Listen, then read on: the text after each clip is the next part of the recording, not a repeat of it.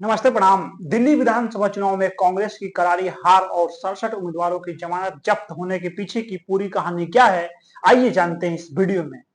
दिल्ली विधानसभा चुनाव 2025 कांग्रेस के लिए अब तक का सबसे बुरा चुनाव साबित हुआ है, जहां उसके 70 में से 67 उम्मीदवारों की जमानत जब्त हो गई है। कांग्रेस को केवल 3 सीटों पर मामूली सम्मानजनक स्थिति मिली है, लेकिन वह सत्ता के लिए कोई गंभीर चुनौती पेश नहीं कर पाई। यह हार सिर्फ एक चुनावी झटका नहीं था, बल्कि कांग्रेस के संगठन, नेतृत्व और रणनीति में गहरी खामियों को उजागर करने वाला एक संकेत था। अब सवाल उठता है कि आखिर कांग्रेस इतनी बुरी तरह से कैसे हार गई। कांग्रेस लंबे समय से नेतृत्व संकट से जूझ रही है। दिल्ली में पार्टी के भीतर कई गुट बने हुए हैं जो एक दूसरे को कमजोर करने में लगे हुए हैं। पार्टी के कई नेता आपसी मतभेदों में उलझे रहते हैं, जिससे चुनावी अभियान में एकता की कमी साफ नजर आई है। उदाहरण के तौर पे चांदनी चौक से कांग्रेस प्रत्याशी मुदित अग्रवाल ने मतदान के बाद पार्टी के वरिष्ठ नेता संदीप दीक्षित पे आरोप लगाए हैं कि उन्होंने कांग्रेस उम्मीदवारों के पक्ष में काम नहीं किया है। जब पार्टी का आंतरिक ताना बाना ही कमजोर हो तो जनता को भरोसा जीतना बड़ी मुश्किल हो जाता है। दिल्ली चुनाव में कांग्रेस का केंद्रीय नेतृत्व पूरी तरह निष्क्रिय नजर आया। राहुल गांधी और प्रियंका गांधी जैसे बड़े नेता केवल चुनाव के अंतिम चरण में प्रचार करने आए, जबकि भाजपा ने प्रधानमंत्री नरेंद्र मोदी, गृह मंत्री अमित शाह और कई बड़े नेताओं को मैदान में उतार दिया।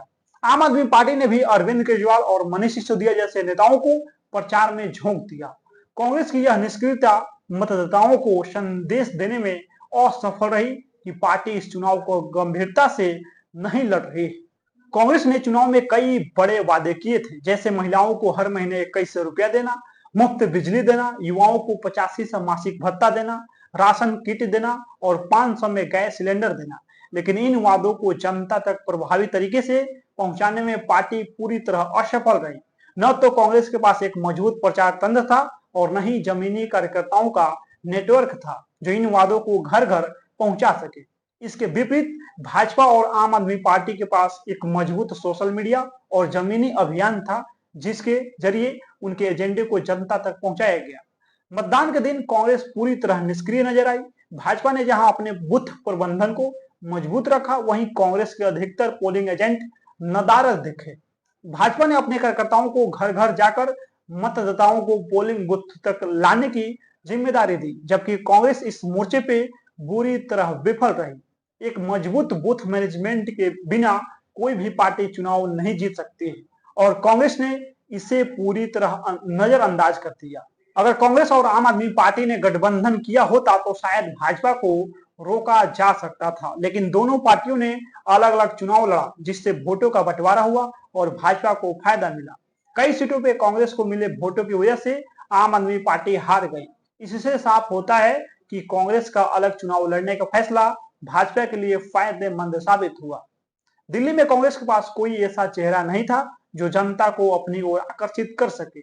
शीला दीक्षित के निधन के बाद से पार्टी लगातार कमजोर होती गई और कोई नया नेता उनके कद को भरने में असफल रहा।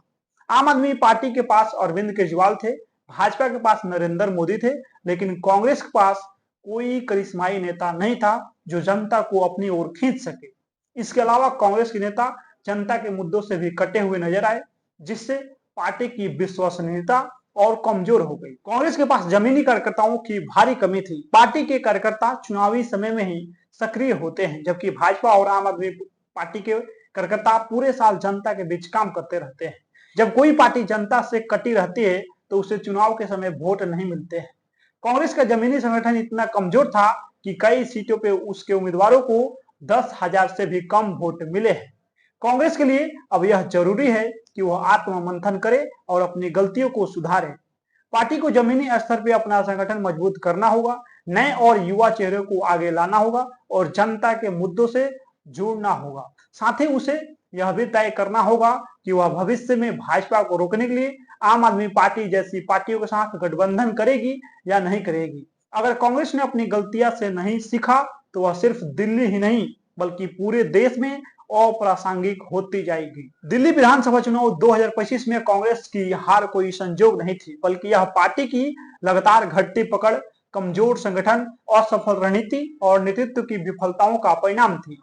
कांग्रेस को अगर अपनी साख बचानी है तो उसे तुरंत ठोस कदम उठाने होंगे, नहीं तो आने वाले चुनाव में उसकी स्थिति और खराब हो सकती है। दिल्ली में बीजेपी की प्रचंड जीत के बाद अब सबसे बड़ा सवाल यह है कि दिल्ली में मुख्यमंत्री कौन बनेगा।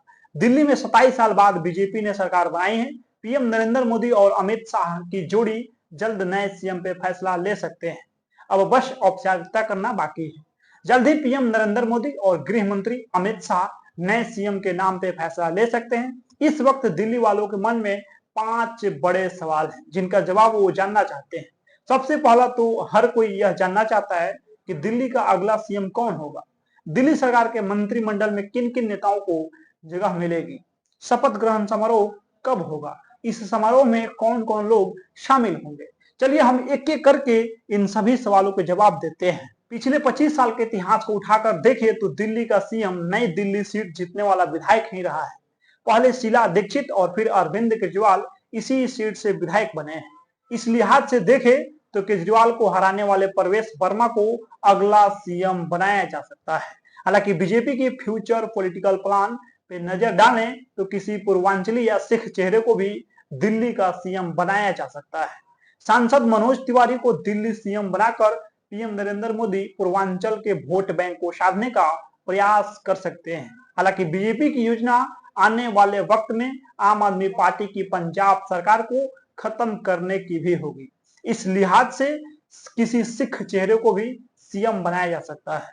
राजौरी गार्डन से विधायक मजेंद्र सिंह सिरसा या फिर कांग्रेस से बीजेपी में शामिल हुए गांधीनगर से विधायक अरविंदर सिंह लवली को भी सीएम बनाया जा सकता है। अगर देखा जाए तो बीजेपी में सीएम पद के कई दावेदार हैं। सीएम चेहरे का चुनाव करते समय बीजेपी जातिगत और क्षेत्रीय संतुलन साधने की कोशिश करेगी। सूत्रों की माने तो मुख्यमंत्री का चुनाव विधायकों में से ही होने की संभावना है। सीएम की रेस में सबसे पहला नाम प्रवेश वर्मा का है। उन्होंने नई दिल्ली सीट से अरविंद केजरीवाल को हराया है। प्रवेश वर्मा के पास राजनीतिक अनुभव भी है और इससे पहले वह 2 बार सांसद भी रह चुके हैं। बाहरी दिल्ली के होने के बावजूद प्रवेश वर्मा ने नई दिल्ली में अपनी ताकत दिखाई है। वे पूर्व सीएम साहेब सिंह वर्मा के बेटे हैं। बीजेपी का वैश्य चेहरा विजेंद्र गुप्ता दिल्ली बीजेपी के अध्यक्ष रह चुके हैं। आम आदमी पार्टी की लहर के बावजूद उन्होंने पिछले दोनों विधानसभा चुनाव में जीत हासिल की थी। 2015 में जब दिल्ली विधानसभा में केवल 3 विधायक थे तो उनमें से एक विजेंद्र गुप्ता थे। इसके बाद 2020 के विधानसभा चुनाव में भी उन्होंने अपनी सीट बचाए रखी। वह 2 बार दिल्ली विधानसभा में नेता प्रतिपक्ष रह चुके हैं। दिल्ली विधानसभा में नेता प्रतिपक्ष की भूमिका निभाते हुए दिल्ली की समस्याओं को बेहतर तरीके से समझते हुए हैं। केंद्र शासित प्रदेश होने के कारण दिल्ली को मुख्यमंत्री के नाम पे भारत के राष्ट्रपति की मंजूरी की जरूरत होती है। एक बार जब पार्टी सीएम के लिए नाम तय कर लेती है तो भारत के राष्ट्रपति उपराज्यपाल की सलाह पे सीएम की नियुक्ति करते हैं। इस प्रक्रिया में 2 से 3 दिन का वक्त लग सकता है। पीएम नरेंद्र मोदी का शपथ ग्रहण समारोह में शामिल होना तय है। पीएम मोदी को 12 या 13 फरवरी को राष्ट्रपति डोनाल्ड ट्रंप के साथ एक अहम बैठक के लिए अमेरिका भी जाना है। इससे पहले वो फ्रांस का दौरा भी करेंगे। ऐसा माना जा रहा है कि पीएम नरेंद्र मोदी के अमेरिका से लौटने के बाद यह शपथ ग्रहण समारोह होगा। दिल्ली के सीएम और मंत्रिमंडल के नाम पे मुहर बीजेपी का आला कमान ही लगाएगा। भाजपा मंत्रिमंडल और सीएम फेस के जरिए दिल्ली और देश की राजनीति में जातिगत और राजनीतिक रणनीति के बीच संतुलन बनाने की कोशिश कर सकती है। किसी नए नाम को सीएम बनाया जा सकता है। हालांकि सीएम नहीं बन पाने वाले दिल्ली के तमाम बड़े दिग्गजों को कम से कम मंत्रिमंडल में जगह दी जा सकती है। सवाल यह भी है कि दिल्ली की बीजेपी सरकार के शपथ ग्रहण में कौन कौन लोग शामिल होगा। पीएम नरेंद्र मोदी और अमित शाह का शपथ ग्रहण में शामिल होना तय ही है। बीजेपी के तमाम प्रदेशों में सीएम को भी इस समारोह में आमंत्रित किया जा सकता है। इसके अलावा उम्मीद इस बात की भी है कि अरविंद केजरीवाल को भी इस नए सीएम शपथ ग्रहण समारोह में बुलाया जा सकता है। राज्यसभा सांसद दिनेश शर्मा ने दिल्ली और उत्तर प्रदेश चुनाव में विपक्षी दलों की हार पे तंज कसा है। उन्होंने कहा है कि अहंकार के कारण आम आदमी पार्टी और समाजवादी पार्टी को करारी हार का सामना करना पड़ा है। दिनेश शर्मा ने खास तौर पे दिल्ली के पूर्व मुख्यमंत्री अरविंद केजरीवाल को निशाने पे लिया है। उन्होंने केजरीवाल के उस बयान पे पलटवार किया है जिसमें उन्होंने कहा था कि बीजेपी कभी दिल्ली विधानसभा चुनाव में आम आदमी पार्टी को हरा ही नहीं सकती। बाकी इस वीडियो में आप लोग अपना प्रतिक्रिया दे दीजिए। मिलते हैं अगला वीडियो में। बहुत बहुत धन्यवाद।